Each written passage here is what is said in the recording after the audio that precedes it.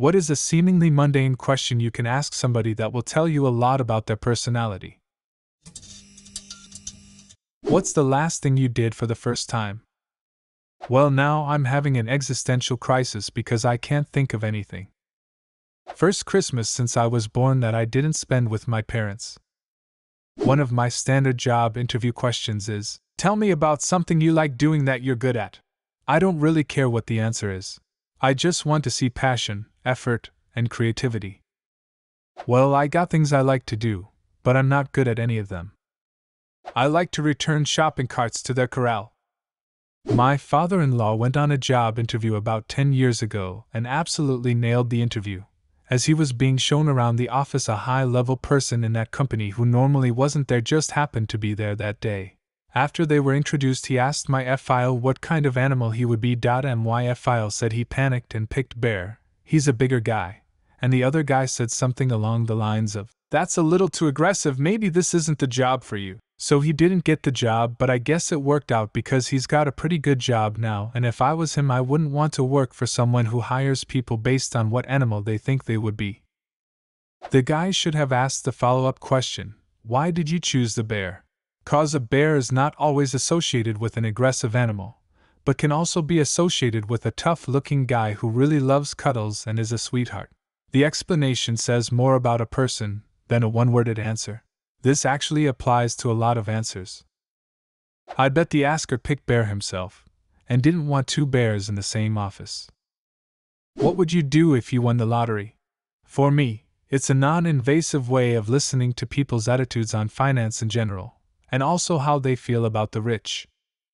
First things first, I'm going to get a financial advisor. I'd have no idea what to do with that much money, and I don't want to end up a mess. Same here.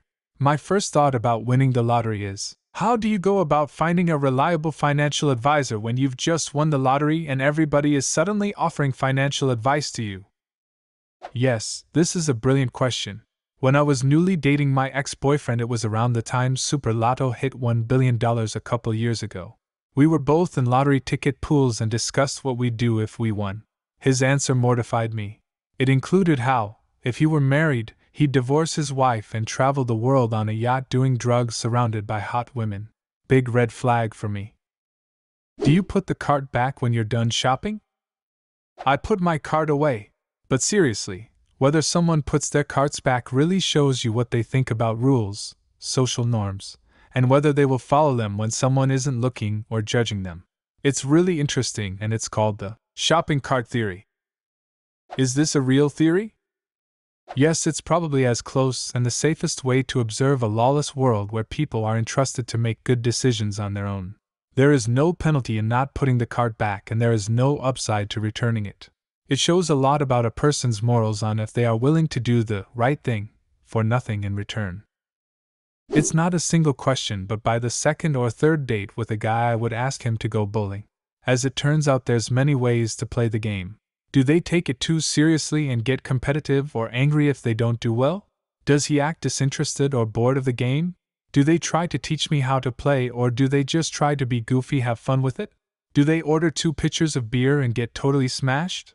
In my opinion, you can learn a lot about a person by the way they approach bowling. What book would you like to live in? This is a tough one for those of us who like dystopia and historical fiction. Yup. I literally just thought to myself, well, all the books I read are nightmares, do I pick the least terrible? Got this one in an interview once. How do you go about eating a muffin? Learned a lot about muffin anatomy that day. It was a bakery after all. I've shared this before, but I feel it's pretty relevant and a great way to find out more about a person. Years ago, I went out on a first date with this girl I met online. I thought she was very attractive, and we had so much common that I thought she was perfect. In addition to that, we seemed to hit off well through texts, so I figured this date would go well. We're at this bar, and she suggests we play a people-watching game where we try to make up backstories for the other people there. I thought it sounded fun, especially since I played a similar game with friends on the train sometimes. Plus, it felt like a good icebreaker to get us talking. Well, she managed to take all the fun out the game by being ridiculously cruel in all her assumptions for no real reason at all. It felt like she was projecting issues she had onto these people.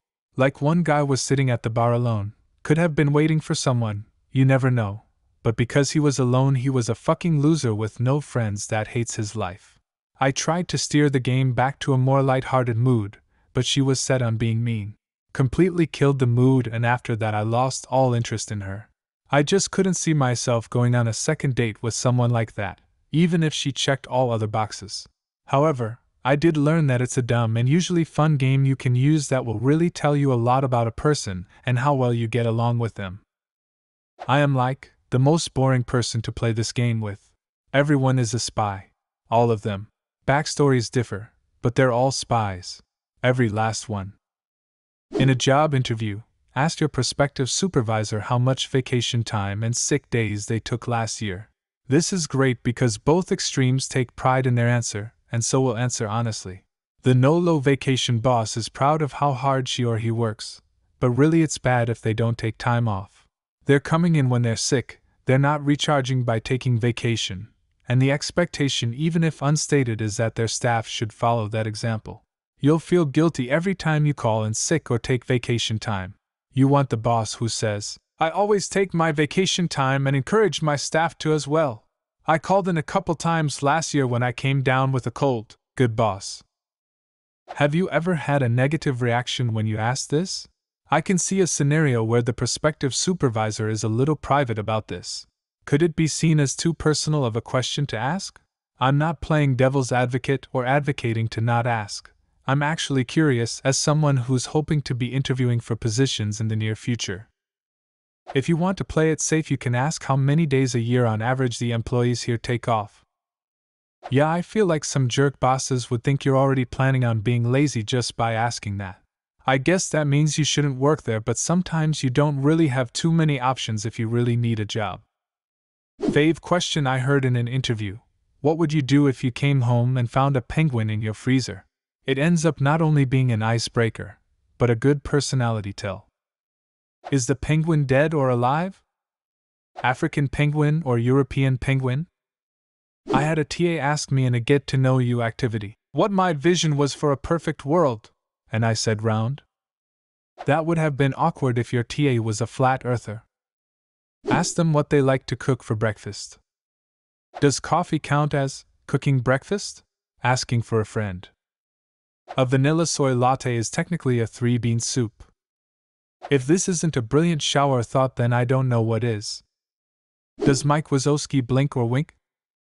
Depends on how he's holding his mouth. You are truly one of the great thinkers of our time. What superpower they want? I love this question because this girl I knew in college had just the best answer. She said, the power to fill things, and after I looked at her kinda funny, she said, you know, like filling my bank account with money, filling my belly with spaghetti, or filling my enemies' bladders with urine. I know there are more powerful powers that could get me wealth or whatever, but man, teleportation would be dope. Can travel the world but always sleep in your own bed and never need to book a flight. Never need to use a public restroom. Easily visit family. Only take road trips if I want. Can live and work anywhere. The rest of life could be normal, but it'd be great. The ability to change probability. You could theoretically control anything. What's the probability I'll ace this test? Make it 100%. What's the probability of me winning the lottery? 100%. In the long run, success only matters if there was a possibility of failure. You'd eventually start forcing bad outcomes just to feel something again.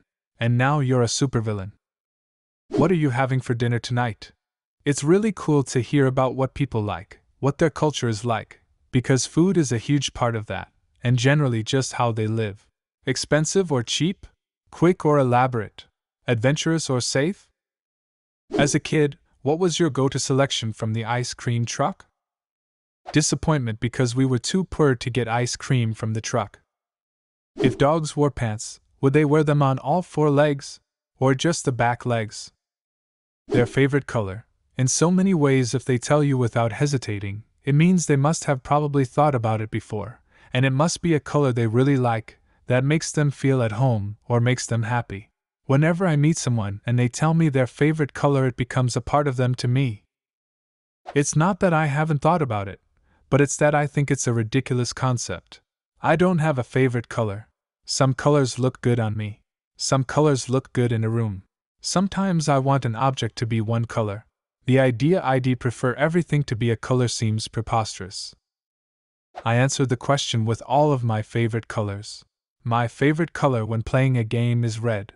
My favorite color to wear is black, but my favorite color to look at on me is purple. Slight difference between what I prefer to wear and what I think looks good. My favorite color on my wife is gray. My favorite color to look at is a turquoise blue. My favorite color to say out loud is fuchsia.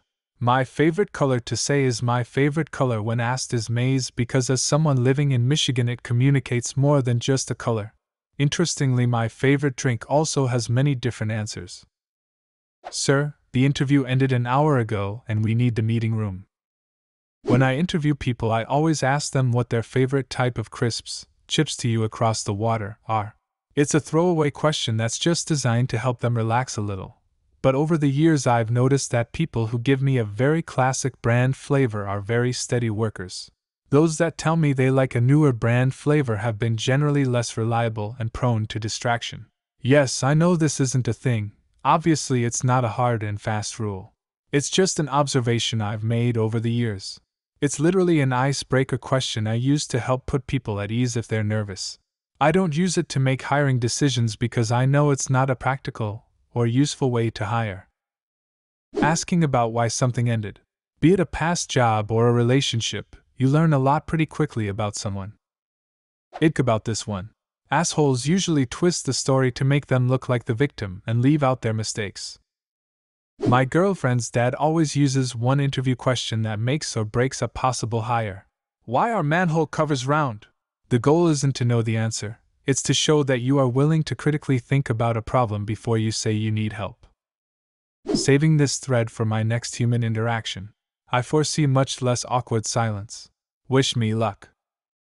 What simple question can tell you a lot about a person? Leave a comment and subscribe to the channel if you want to see more videos like this one.